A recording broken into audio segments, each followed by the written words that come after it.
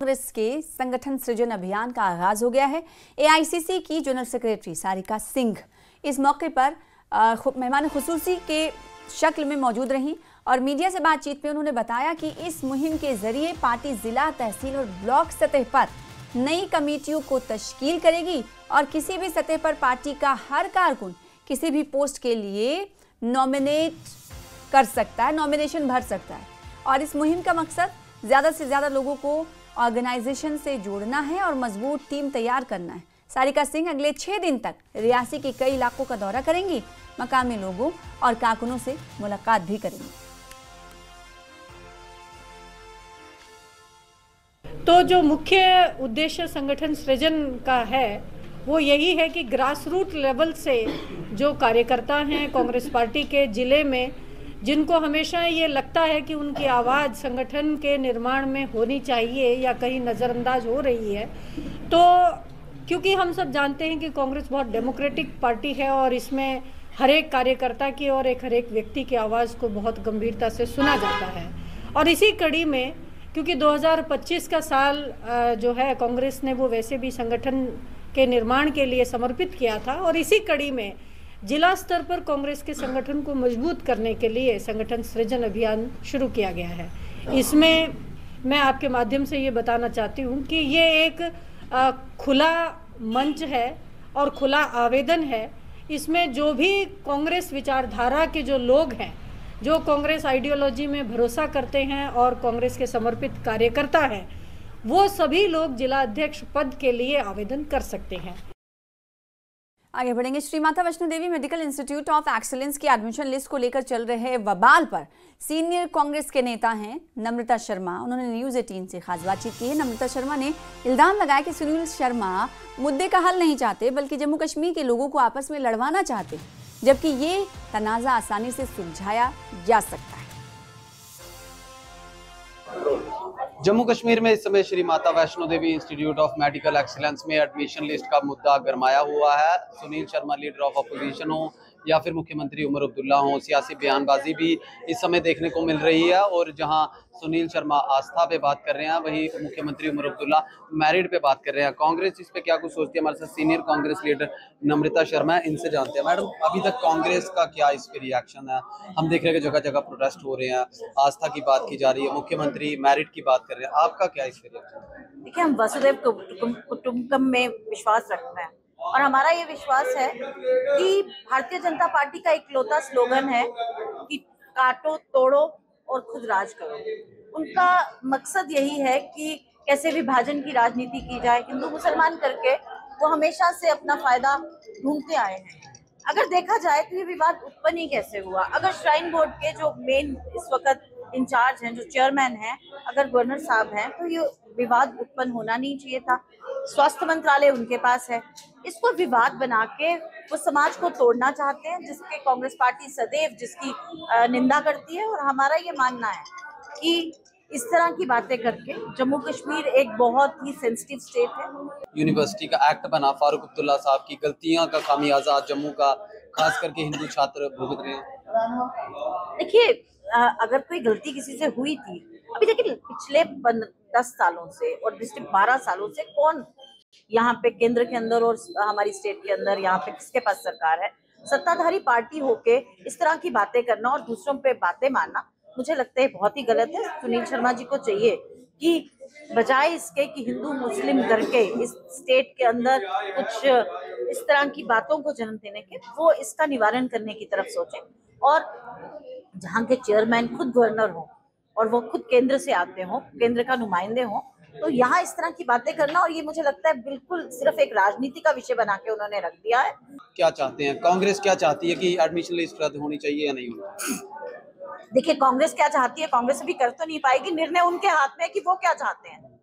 वो हिंदुओं के पक्षधार बनते हैं, तो क्या उनको पहले नहीं देखना चाहिए था कि ये कैसे हो गया?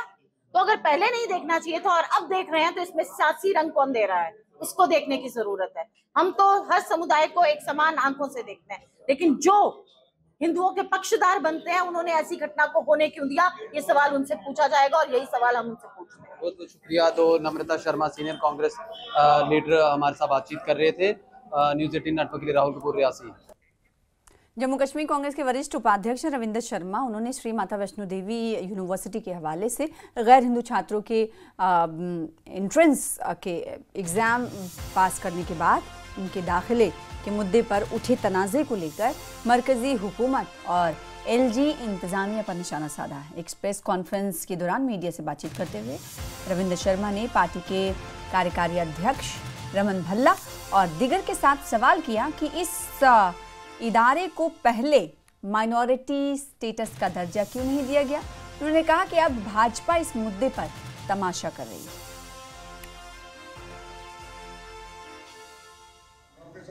अटर फेलियर है भारतीय जनता पार्टी का, यहां से लेके केंद्र तक। केंद्र में health and welfare family welfare ministry JP Nadda साहब के पास है, जो राष्ट्रीय अध्यक्ष है भारतीय जनता पार्टी के।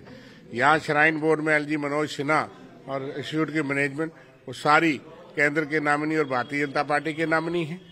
तो इसलिए वो सवाल किससे पूछते हैं, भड़का किसको रहे हैं। उनको गलती माननी चाहिए और माफी मांगनी चाहिए। कबल अज वक्त कानून है, बत्रा काले को माइनॉरिटी स्टेटस है, महंत बचित्र सिंह काले को माइनॉरिटी स्टेटस है। यहाँ शारदा शिव यूनिवर्सिटी भी है कि वो भी एक श्राइन के उस पर चलता है। वहाँ ऐसी व्यवस्थाएं क्यों नहीं इस चीज का अध्ययन किया गया, स्टडी किया गया, और जो माता वैष्णो देवी के श्रद्धालुओं के और लोगों के हिंदू सेंटिमेंट्स की भी कदर की जाती, मेरिट की भी कदर की जाती, कानून का भी पालन किया जाता, क्यों नहीं किया गया। फिलहाल इसी के साथ रुकेंगे छोटे से ब्रेक के लिए।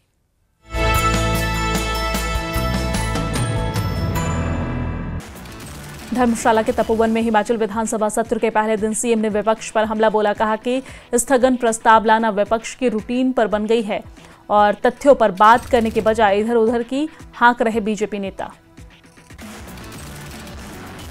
धर्मशाला में बीजेपी विधायक पर यौन शोषण के आरोपों पर कांग्रेस सरकार के मंत्री और विधायकों ने धरना दिया है। विधानसभा परिसर के बाहर की नारेबाजी। शिमला में सुरेंद्र शर्मा को बनाया गया एचपीएमसी का उपाध्यक्ष। सीएम और कांग्रेस नेतृत्व का जताया आभार। साथ ही कहा एचपीएमसी को रोजगार से जोड़ेंगे, स्वयं सहायता समूहों के अलावा ग्राम स्तर तक पहुंचाएंगे। बिलासपुर में कांग्रेस पार्टी की बैठक हुई है। बैठक में केंद्र सरकार को घेरने की दृष्टि से देश में बढ़ रही बेरोजगारी और महंगाई मुद्दों को आम जनता में लेकर जाने की रणनीति बनाई गई। पुंछ जिले के लिए 13.54 करोड़ रुपए के 5 डेवलपमेंट प्रोजेक्ट का सीएम ने किया ई उद्घाटन। मेंढर में एक मॉडर्न कंपोस्ट बनाने की यूनिटी और साथ ही साथ हवेली और सुरनकोट में कई वाटर सप्लाई स्कीम शामिल है। श्रीनगर में होने वाली एनसी की बैठक को लेकर सीएम उमर अब्दुल्ला का बयान। बोले कि बैठक में कई मुद्दों पर चर्चा होगी, सभी विधायक बैठकों में हिस्सा लेंगे। पीपल कॉन्फ्रेंस के नेता सज्जाद लोन ने कंगन में हुए एक घर में ताबड़तोड़ तोड़फोड़ की निंदा की है और इस दौरान कंगन में एक घर में तोड़फोड़ की गई है। मान लो कि एक होटल था तो प्रशासन ने कितने बिना इजाजत के होटलों पर कार्रवाई की। विधायक मसूदी ने पामपोर वाटर स्कीम का प्रोसेस रिव्यू की है और इस दौरान 5 करोड़ 31 लाख की पानी योजना जारी की गई है। कई मोहल्लों को मिलेगा साफ पानी। धर्मशाला के तपोवन में हिमाचल विधानसभा सत्र के पहले दिन सीएम ने विपक्ष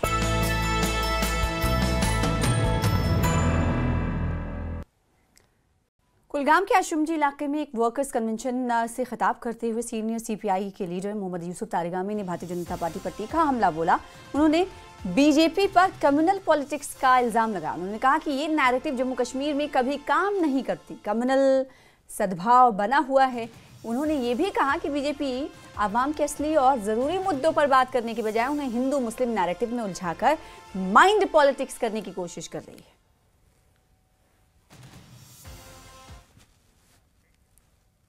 सुचेतगढ़ विधानसभा क्षेत्र के बीजेपी के एमएलए प्रोफेसर गारू राम भगत ने जुमेरात को अपने इलाके के गांव बालाचक स्थित सरकारी प्राइमरी स्कूल में 4 दीवारी का काम शुरू करवाया। इस काम पर तकरीबन 4 लाख रुपए की राशि की कीमत खर्च हुई है। इस मौके पर स्कूल के प्रिंसिपल के साथ बीजेपी के मंडल अध्यक्ष देवी दीता नीटा और नथाराम मनजीत सिंह और जसवीर कुमार समेत काफ़ी तादाद में मकामी लोग मौजूद रहे। इस मौके पर एमएलए ने कहा कि स्कूल के चारों तरफ 4 दीवारी ना होने की वजह से स्टूडेंट्स और स्कूल के स्टाफ को काफ़ी परेशानियों का सामना करना पड़ता था। आवारा पशुओं के साथ साथ शरपसंद अनासिर भी स्कूल के अहाते में छुट्टी होने के बाद दाखिल हो जाते थे। प्राइमरी स्कूल चाकवाला, यहाँ का जो ग्राउंड है उसकी बाउंड्री वॉल का यहाँ शुरुआत की गई है, क्योंकि इसकी बाउंड्री वॉल नहीं थी और उससे काफ़ी स्कूल को उसमें परेशानी होती थी, स्टाफ के आने जाने में, बच्चों के आने जाने में। तो ये चारद्वारी करवाने से ये स्कूल की सेफ्टी रहेगी और मैं समझता हूँ कि एक बहुत पुरानी डिमांड थी इस स्कूल की, नहीं तो ये स्कूल सारा ऐसे देखने को भी अच्छा नहीं लग रहा था। तो क्योंकि बाउंड्री वॉल होने से स्कूल की एक शोभा बढ़ेगी और साथ में इसकी प्रोटेक्शन रहेगी। तो आज इस स्कूल की जो है वो चारद्वारी का यहाँ उद्घाटन किया गया है। तो इस पर तकरीबन 5 लाख रुपए इस पर लागत आएगी और उसके अलावा भी यहाँ जो पेंडिंग काम रहेगा वो भी उसको भी करवाया जाएगा। श्रीनगर में पुलिस ने पूरे शहर में मदारिस और मसाजिद की तलाशी ली। आतंकी नेटवर्क के खिलाफ ये कार्रवाई की गई है। तलाशी के दौरान पुलिस ने डिजिटल डिवाइसेस, डॉक्यूमेंट्स और दूसरी चीज़ों की जांच की है। पुलिस का कहना है कि एक्शन लोगों को और राष्ट्र की सुरक्षा को लेकर किया गया है। साथ ही लोगों से पुलिस ने जांच में सहयोग करने की अपील की है और किसी भी मुश्तबा एक्टिविटी की रिपोर्ट करने की भी बात कही है कि अगर किसी भी तरह की मुश्तबा एक्टिविटी को देखा जाए तो फौरन पुलिस को इत्तला दी जाए।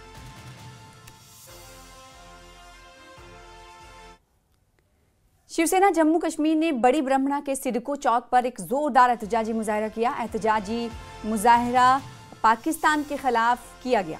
पाकिस्तान के खिलाफ नारेबाजी की गई और विरोध रूप से पाकिस्तान का पुतला भी नजर आतिश किया गया। पार्टी के सदर मनीष साहनी ने कहा कि इलाके में बढ़ रही सिक्योरिटी की चुनौतियों के बीच सरकार को ज़्यादा से ज़्यादा सख्त कदम उठाने होंगे। उन्होंने मांग उठाई कि जिस भी शख्स का नाम किसी भी दहशतगर्दाना कार्रवाई में शामिल पाया जाए उसे फांसी की सजा दी जाए।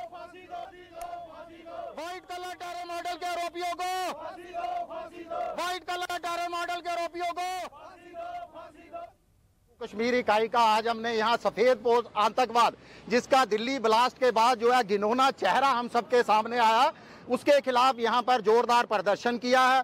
आतंकवाद, सफेद पोश आतंकवाद का पुतला फूका है और इसके लिए जो जिम्मेदार है पाकिस्तान का भी यहाँ पर जो है पुतला फूका गया है।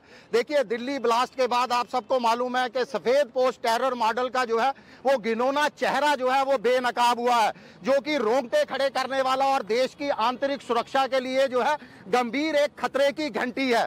देखिए, अभी तक 10 से ज्यादा जो है डॉक्टर हिरासत में लिए जा चुके हैं, 20 ऐसे बड़े लोग जो है वो हिरासत में लिए जा चुके हैं और लगातार ये सूची जो है बढ़ती जा रही है।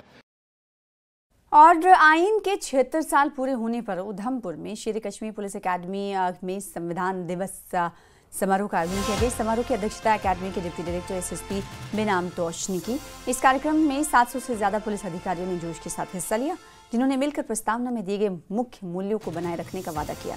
अधिकारियों ने न्याय, स्वतंत्रता, समानता, हर व्यक्ति की गरिमा और देश की एकता बनाए रखने के लिए पूरी ईमानदारी से खुद को समर्पित किया। ये दुनिया के सबसे बड़े लोकतंत्र के मूल सिद्धांतों को दर्शाता है।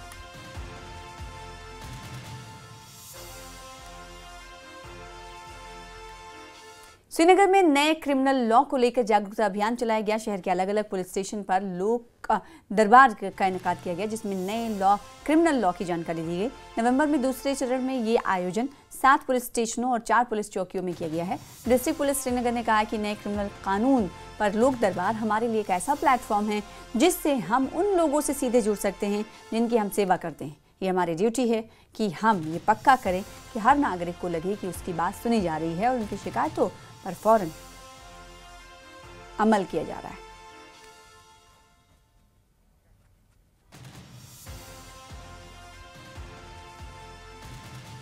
और पुलवामा में एक प्रेस कॉन्फ्रेंस के दौरान पेंशनर्स एसोसिएशन ने कहा है कि उनकी मांग है कि 8वें पे कमीशन के दायरे में उन्हें लाया जाए। पेंशनर्स एसोसिएशन के अधिकारी गुलाम हसन तालिब ने प्रेस कॉन्फ्रेंस के दौरान कहा कि सरकार ने कर्मचारियों को 8वें पे कमीशन के तहत तो ला दिया, लेकिन पेंशनर्स को अभी भी इसके फायदे से दूर रखा है, जबकि पेंशनर सरकार का ही हिस्सा है। पेंशनर्स ने केंद्र सरकार से अपील की है कि वो पेंशनर्स की मांगों पर ध्यान दे ताकि उनकी जायज़ मांगें पूरी हो सके।